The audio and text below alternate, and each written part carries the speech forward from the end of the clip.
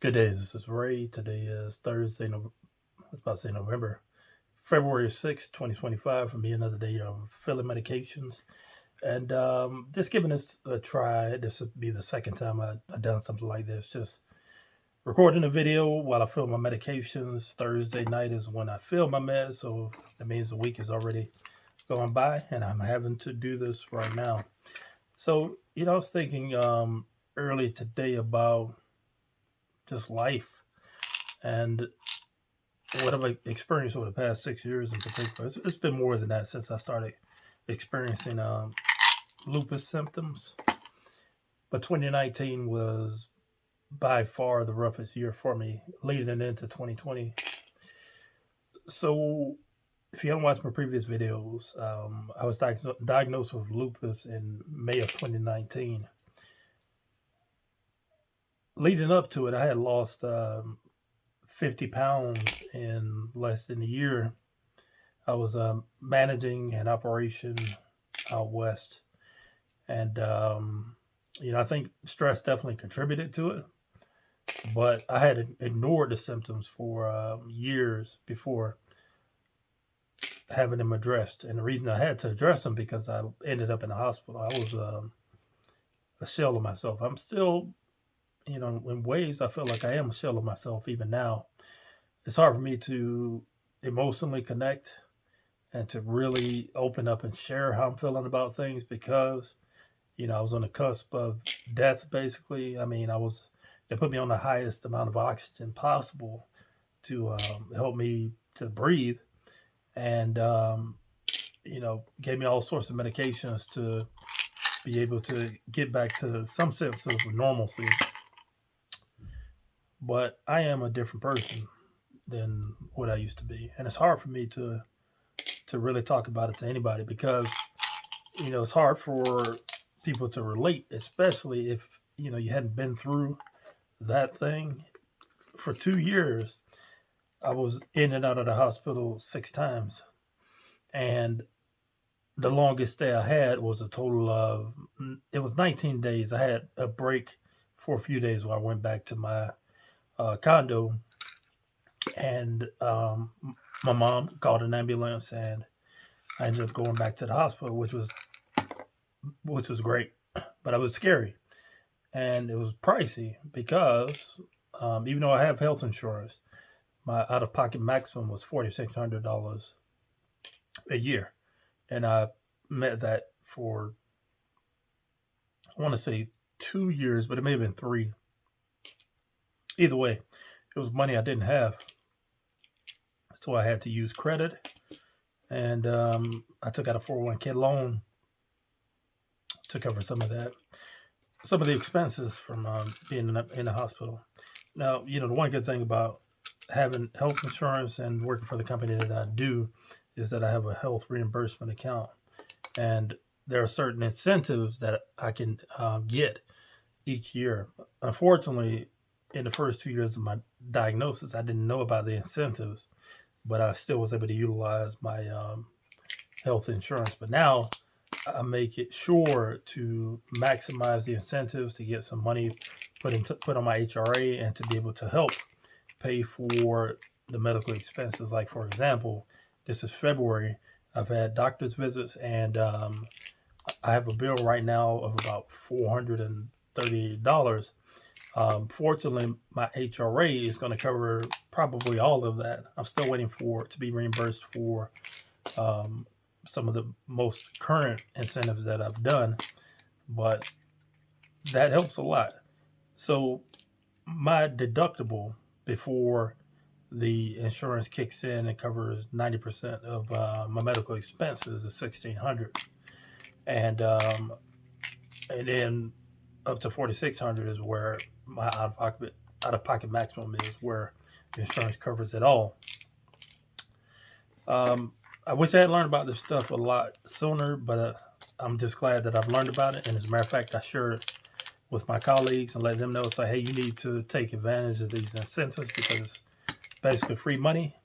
And if you need it, then it'll be there for you, which in my case I did. But anyway, going back to the reason for this video is that it's hard for me to talk to people about this. It's hard for me to really connect to people anymore because I'm not that same person. My sense of humor was at a completely different level. I could pretty much laugh at anything and be able to just kind of shake things off. And now I'm a much more serious person. In some ways, is good that I am because I have accomplished a lot in the past 6 years when it comes to debt, when it comes to preparation in my career, getting designations and all those things, becoming a first time homeowner, and, having a little more strength than I did prior to being diagnosed. I just filled up my vitamin C. I take 1,000 milligrams a day. I just realized the angle of this video is going to be kind of weird because my camera's leaning, but whatever. Next, I'm filling my Eliquis, which is my blood thinner. So hopefully, you're in a better place than I am mentally, spiritually, physically. You stay connected to your loved ones, and you're able to share who you are. I'm thinking back in particular to my longest hospital stay. When I was there and it had the nurses and doctors and everybody coming in and out of my room every couple of hours, how scared I was dealing with all that. And when I was alone, I would just cry and really just wonder, why did I deserve to go through that? But then I started to accept it. It was like, you know what? Better me than someone that I know and love to go through this. Because even throughout the chaos and the madness of that time, I was able to make people laugh. The doctors, the nurses, and just everybody. I was able to appreciate the care that I received. And, I remember one time in particular when I was hospitalized with the deep vein thrombosis and pulmonary embolism. The doctor came in and said, can I bring in some students? They were, in residency. And I said, yeah, bring them in. So, each time I went into the hospital, I had to tell my story as to my diagnosis and basically my medical history. So this was September of 2019. And there was a room of doctors. And one of the questions they asked me was, have you noticed any difference in after taking medications, is there anything different about you? And I said, well, when I walked into the hospital, I was white. And then I just stopped. And they all just laughed. And one of the doctors said, I'm sorry, I guess the main guy, he was like, I'm sorry, we're not supposed to do that. But that was funny. I was like, hey, well, whatever. I got to do what I do to keep some sanity. I didn't believe, honestly, that I would make it past 2019. I thought that was it for me. And I remember I gave up when I was down to 145 pounds or whatever that was. Yeah, roughly. And, I just wanted to rest. But then, I came the next day and then the day after that, and the days just kept coming. And I was like, I got to do something with them. I've got to make the most of this opportunity. I moved back home.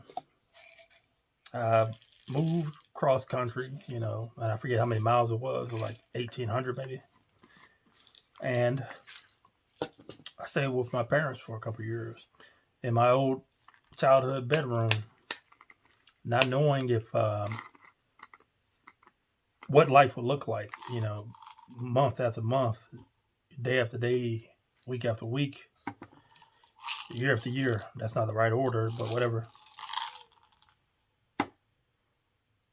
It is 2025, now almost 6 years after that diagnosis, not even understanding what the heck lupus was, I'm still struggling. I'm still struggling to connect. It was nothing for me to really open up to people. I was in small groups with my church, and I remember I had a fellowship of guys where we would get together and just talk about books and just talk about life and how to navigate through it. And I miss those connections. I don't have that, and it's hard for me to really connect with people now. I know that's a me problem, but it's something that I'm continually trying to work on. Maybe that's my next challenge. I'm getting close to finishing filling in my medications, and when I do that, I'm going to stop the video. So yeah, I'm doing these videos on Thursdays. I'm not sure if it's going to be a every Thursday thing, but just kind of share my thoughts after the end of the week. I've got some very tough career decisions to make coming up, which I'm not sure how much I'm going to talk about that until I actually make the decision,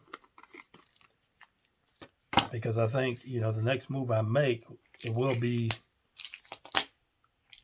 it for career moves, because I'm looking at about 16 years before I retire, roughly, and that would be early retirement. But that's the kind of things I'm thinking about. I'm budgeting, I'm planning for those things, when in the past I could have cared less. Retirement would have came, and either I would have been ready or not. But now I'm actually thinking about those things, trying to pay off my consumer debt, trying to pay off my mortgage, stuff like that. Sorry for the lighting, sorry for the mess. I hadn't cleaned up my room.